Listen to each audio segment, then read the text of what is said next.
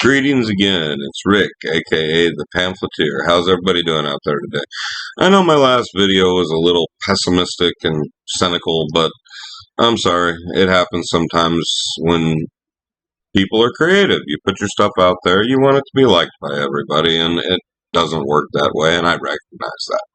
But that's not the reason why I'm coming to you today. I got a new story here to talk about. So if you guys like this story, if you guys like the video, please smash that like button. Give the button a little shooka, shooka, shooka, shooka, as Anthony Cumia might say. And share the video, tell your friends about it, all that kind of thing. Oh yeah, check this out. I got my new little display here. I'm kind of a gearhead.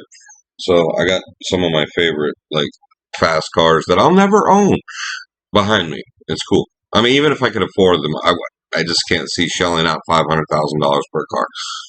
That's just me. Anyway, so what are we really talking about today? Well, today we're talking about the Biden border crisis, okay, and what it's leading to. It's leading to the point where human trafficking has become the new Bitcoin. It really has. Biden, when he came in, he knew. Okay, he knew full well. He had been briefed by DHS. He had been briefed by the Pentagon. He had been briefed by the NSA, the CIA, every intelligence agency, every defense agency that we had told him point blank, if you remove these policies that have been put in place by the Trump administration, the border is going to become a floodgate. But that was his plan. That was his plan all along. And still to this day, neither Joe Biden or Kamala Harris, however the hell you say her name, I don't give a damn if I say it wrong, have not been to the border. I did notice that Secretary Mayorkas' plane touched down for like 2 hours near McAllen, was rushed off somewhere, and then 2 hours later he came back, got on the plane, and probably went back to the swamp. So what has this all led to? Well, first and foremost, it's led to the states having to do the job of the damn federal government. And thank God I live in Texas, because I live in a state that has a governor that's a pit bull. Okay, Governor Greg Abbott doesn't take shit. All right, he doesn't. He's a no-nonsense kind of guy. And if the government isn't going to step up and take care and protect its people, which is its first and most solemn duty, well, then he's going to step in and do the job that they won't do. And we got great assets here in Texas, okay? We got the DPS. We got the Rangers. Our boats are more heavily armed than the Border Patrol is. It's sad, but it's true. So Biden has completely diminished all of our capabilities at the border. And what's happened? The cartels have gotten filthier and filthier rich than they already are. Everything that we see coming across the border reeks and speaks of a highly organized organization that has a way of taking in money for certain types of people. So somebody from El Salvador, it's obviously going to cost a lot more money to get them all the way from El Salvador to the United States. Whereas if somebody is living just outside of Juarez, Mexico, it's going to be pretty cheap. So we're not going to have too much problem. So the thing is that the cartels have now made it. The cartels have now made it to where they are putting armbands on people for all the different prices for whatever it might be. And they're coming across the border. These smugglers know exactly where to drop these people off. And until we, as Americans, and the military forces that we use at the state level and at the federal level are allowed to engage these cartel members, it's never going to end. And until you close the floodgates, it's never going to end. And the sad thing is that every one of these people that is being brought here are pawns. And before you know it, they're going to be living in the exact same kind of shithole that they fled.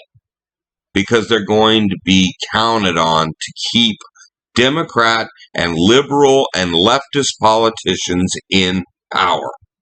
It's going to be a loyal voting bloc. You let us in. You did all this for us. You gave us this. You gave us that. We'll vote for you. And they're going to vote for them by the millions. We have no idea how many illegal immigrants are in this country. We don't. There's no metric by which to try and even accurately measure it. They've gone back over the years just by border crossings, and that's who we apprehend. That's only what we apprehend. And even then, with the apprehended people, the estimates are somewhere near 13 million. And then you have all of these activists out there, all of these people who are going to use all of these people who have come to this country in search of a better life as pawns to enact their own socialistic ideas, socialistic values, rules for thee, not for me, two-tiered system, elites and plebs. And that's exactly how it's going to be. And what I don't understand the most is, I know that these people want to remake the country in their own design. But you know what? There's lots of other countries that are just like the ones that you want to make us into. So to do my best Gene Hackman impression here, I've decided, I've made up my mind. If you don't like it here in America, then get the fuck out! How was that? Was that pretty good? I thought it was good. Anyway, so, I'm tired of it. I'm sick and tired of it. If you don't like the country that you're in, don't remake ours. Get out. Go get another one. Go find another one. Go live in another one where you can be heard and where you'll be popular. Because here, we don't want that. I hate to think of where that would lead us. It would lead us down a road of civil war. You know, it's bad enough that the cartels were already making money hand over fist off of a country that has a lust for drugs. But now, they found a way to make money on the other side of the border that's just as lucrative as drugs. As long as people will always want to get high, there will always be drugs. As long as there are people who are being oppressed and want to get to a better place, there will always be a need for human trafficking. It's A and B. I don't understand. I mean, you could not make this shit up. I don't think George Orwell could have imagined this. So, anyway, I don't know where that leaves us. Governor Abbott has taken amazing measures here in the state of Texas. He's done an incredible job. I couldn't be more thankful for who my governor is. I couldn't be more thankful for the state that I live in. I'm glad I live in North Texas, though, and not on the border. I'm glad I don't live in Del Rio. I'm glad I don't live in McAllen. I'm glad I don't live in Brownsville.